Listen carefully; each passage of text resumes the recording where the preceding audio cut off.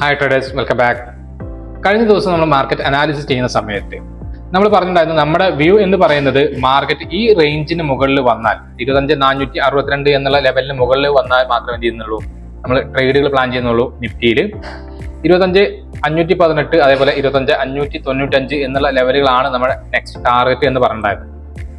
Clear ആയിട്ട് market എന്ത് ചെയ്തു, ഓപ്പൺ ചെയ്തതിനു ശേഷം കാര്യമായിട്ട് പുൾ ബാക്ക് ഒന്നും തരാതെ മാർക്കറ്റ് നല്ലൊരു ബൈയിങ് വന്നു. അതിനുശേഷം എന്നത്തെയും പോലെ തന്നെ എന്ത് ചെയ്തു, സെല്ലിംഗ് സ്റ്റാർട്ട് ചെയ്തു എന്നുള്ളതാണ്. ഇന്നും 12 മണിയിലേക്ക് മാർക്കറ്റ് ഡൗൺ സൈഡ് വന്ന് അതിനുശേഷം ഒരു സൈഡ് വൈസ് മൊമെന്റ് ആയിട്ട് നിഫ്റ്റി തീർന്നു എന്നുള്ളതാണ്. ഇനി നിഫ്റ്റിയിൽ നമുക്ക് ഒരു ബൈ മൊമെന്റം എന്നുള്ളത് 25,595 മുകളിൽ മാത്രമേ ഉള്ളൂ. ബൈയിങ് സ്റ്റാർട്ട് ചെയ്യുകയാണെങ്കിൽ 25,595 മുകളിൽ വരുന്ന സമയത്ത് മാത്രം എന്ത് ചെയ്യാം, നമുക്ക് നിഫ്റ്റിയിൽ ട്രേഡുകൾ പ്ലാൻ ചെയ്യാം. ഇനി അതല്ല 25,500 മുകളിൽ 518 മുകളിൽ നാളെ ഗ്യാപ്പ് അപ്പ് ഓപ്പൺ ചെയ്താലും ഞാൻ പ്ലാൻ ചെയ്യുന്നത് 25,600 അല്ലെങ്കിൽ അതിന് മുകളിൽ ടാർഗറ്റ് കിട്ടുന്ന രീതിയിൽ നിഫ്റ്റിയിൽ കോൾ സൈഡിലേക്ക് മാത്രമാണ്. ഡൗൺ സൈഡ് ട്രേഡുകൾ 25,300 താഴെ വന്നാൽ മാത്രമാണ് പ്ലാൻ ചെയ്യുന്നത്. ഇതിന്റെ ഇടയിൽ ഒരു ട്രേഡ് വന്നിട്ടുണ്ടെങ്കിൽ അല്ലെങ്കിൽ ഇതിന്റെ ഇടയിലുള്ള ഒരു ഓപ്പണിംഗ് വന്നിട്ടുണ്ടെങ്കിൽ മാർക്കറ്റ് സൈഡ് വൈസ് ആവും എന്നുള്ളതാണ് നമ്മൾ കണക്കാക്കുന്നത്. അപ്പോൾ ഇത്തരത്തിലാണ് നമ്മുടെ നാളത്തെ മാർക്കറ്റ് വ്യൂ എന്നുള്ളതാണ്. ഇനി നാളെ സെൻസെക്സിന്റെ എക്സ്പയറി ആണ്. സെൻസെക്സ് എന്തുണ്ട്, ഇന്ന് കാര്യമായിട്ട് മൂവ്മെന്റ് തന്നിട്ടില്ലായിരുന്നില്ല. ഗ്യാപ്പ് അപ്പ് ഓപ്പൺ ചെയ്ത് അടുത്ത റെസിസ്റ്റൻസ് ലെവൽ വരെ പോയി എന്നുള്ളതാണ്. അതിനുശേഷം മാർക്കറ്റ് എന്ത് ചെയ്തു, നിഫ്റ്റിയുടെ സെയിം സിനാരിയോ ഡൗൺ സൈഡ് വന്നു, 12 മണിയോടുകൂടി സൈഡ് വൈസ് ആയി എന്നുള്ളത് മാത്രമാണ്. നിഫ്റ്റി സെൻസെക്സിലാണെങ്കിലും നമ്മൾ ട്രേഡുകൾ പ്ലാൻ ചെയ്യുന്ന കോൾ സൈഡിലേക്ക് മാത്രമേ ഉള്ളൂ. അല്ല ഗ്യാപ്പ് അപ്പോ അല്ലെങ്കിൽ ചെറിയ ഗ്യാപ്പ് അപ്പോ ഫ്ലാറ്റ് ഓപ്പണിംഗോ ആണെങ്കിൽ നാളെ മാർക്കറ്റ് ഈ ഒരു ഏരിയക്കകത്ത് തീരാനുള്ള സാധ്യത വളരെ കൂടുതലായതിനാൽ പുതിയ ട്രേഡുകൾ ഈ ഒരു ഏരിയയിൽ പ്ലാൻ ചെയ്യുന്നില്ല എന്നുള്ളതാണ്.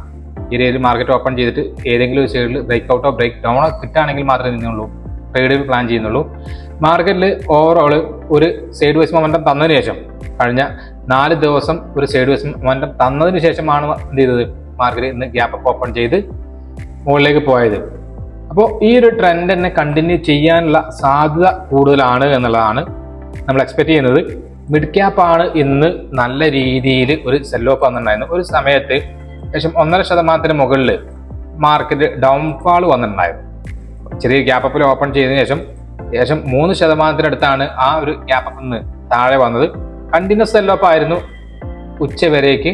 ആഫ്റ്റർനൂണിലാണ് ചെറിയൊരു റിക്കവറി കാണിച്ച് മാർക്കറ്റ് പോസിറ്റീവായിട്ട് അല്ലെങ്കിൽ ചെറിയ ലോസ് കവർ ചെയ്ത് നിന്നത്. ശരിക്കും ഇത് ഡെയിലി ക്യാൻഡിലൊക്കെ നോക്കുകയാണെങ്കിൽ മിഡ് ക്യാപ്പ് എന്തുണ്ട്, ഒരു ഡബിൾ ടോപ്പ് ക്രിയേറ്റ് ചെയ്ത് അല്ലെങ്കിൽ എം പാറ്റേൺ എന്നൊക്കെ പറയുന്ന രീതിയിൽ ക്രിയേറ്റ് ചെയ്തിട്ടാണ് ഡൗൺ സൈഡ് വന്നിട്ടുണ്ടായിരുന്നത്. ആ ഒരു സെല്ലിംഗ് പ്രഷർ കണ്ടിന്യൂ ചെയ്യുകയാണെങ്കിൽ മാർക്കറ്റ് 12,968 എന്നുള്ള ലെവലുകളൊക്കെ ബ്രേക്ക് താഴ്ത്തി വരികയാണെങ്കിൽ മിഡ് ക്യാപ്പ് എന്ത് ചെയ്യാം, ഒരു സെല്ലിംഗ് പ്രഷർ വീണ്ടും കാണിക്കാം എന്നുള്ളതുകൊണ്ട് മിഡ് ക്യാപ്പിൽ ഈ ഒരു ഡൗൺ സൈഡ് ഈ ഒരു ക്യാൻഡിലേക്ക് ഡൗൺ സൈഡ് വരുന്ന സമയത്ത് നമുക്ക് താഴ്ത്തിക്കുന്നുണ്ട്, പ്രോബബിലിറ്റി ഉണ്ട് എന്നുള്ളത് തന്നെയാണ്. നിഫ്റ്റി ബാങ്കിലാണെങ്കിൽ വലിയ സെൽ ഓഫ് ഒന്നും കാണിച്ചിട്ടില്ല, ഒരു സൈഡ് വൈസ് മൊമെന്റ് ആയി തീർന്നു എന്നുള്ളതാണ്. അപ്പോൾ നിഫ്റ്റി ബാങ്ക് എന്ന് പറയുന്നത് ഇപ്പം നിൽക്കുന്നത് 53,388 എന്നുള്ള ലെവല് വരെ പോയിട്ടുണ്ടായിരുന്നു. അതായത് ഇതിന്റെ മുമ്പത്തെ ഡെയിലി ക്യാൻഡിൽ ഇതിന് മുമ്പത്തെ ഏകദേശം ഓൾ ടൈം ഹൈയിലാണ് മാർക്കറ്റ് പോയത്. അവിടെ നിന്നാണ് മാർക്കറ്റ് എന്ത് ചെയ്തത്, ഷാർപ്പായിട്ട് റെസിസ്റ്റൻസ് എടുത്ത് റിവേഴ്സിൽ വന്നത്.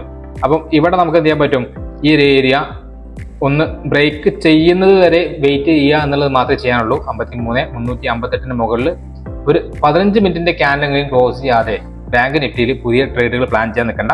കാരണം മാർക്കറ്റ് വലിയ ഒരു സെൽ ഓഫ് ആണെങ്കിൽ ഇന്നത്തെ ലോ ബ്രേക്ക് ചെയ്ത് താഴെ വരേണ്ടതായിരുന്നു.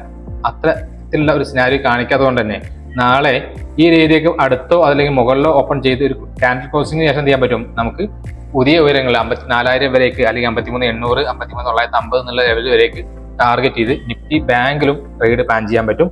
ഇനി വലിയൊരു ഗ്യാപ്പ് ഡൗണിലാണ് നിഫ്റ്റി ബാങ്ക് നാളെ ഓപ്പൺ ചെയ്യുന്നത് എന്നുണ്ടെങ്കിൽ 52,744 ചോടെ മാർക്കറ്റ് ഓപ്പൺ ചെയ്യുകയാണെങ്കിൽ ഒരു ചെറിയ സ്കാൽപ്പിംഗ് ടൈപ്പ് ട്രേഡ് ഉച്ചയിലേക്ക് ഈ ട്രെൻഡ് ലൈൻ വരേക്ക് എന്ത് ചെയ്യാൻ പറ്റും, നമുക്ക് പ്ലാൻ ചെയ്യാൻ പറ്റും. ഈ ഒരു ലെവലിൽ ഓപ്പൺ ചെയ്തിട്ടുണ്ടെങ്കിൽ ഒരു റീടെസ്റ്റിന് ശേഷം ഈ ഒരു ലെവൽ വരേക്ക് വരും എന്നുള്ളതാണ് നമ്മൾ എക്സ്പെക്ട് ചെയ്യുന്നത് നിഫ്റ്റി ബാങ്കിൽ. കാരണം ഓൾ ടൈം ഹൈറ്റ് അടുത്തായതുകൊണ്ട് മാത്രമാണ് നമ്മൾ ഒരു ഉച്ചയിലേക്ക് ട്രേഡ് പ്ലാൻ ചെയ്യുന്നത്.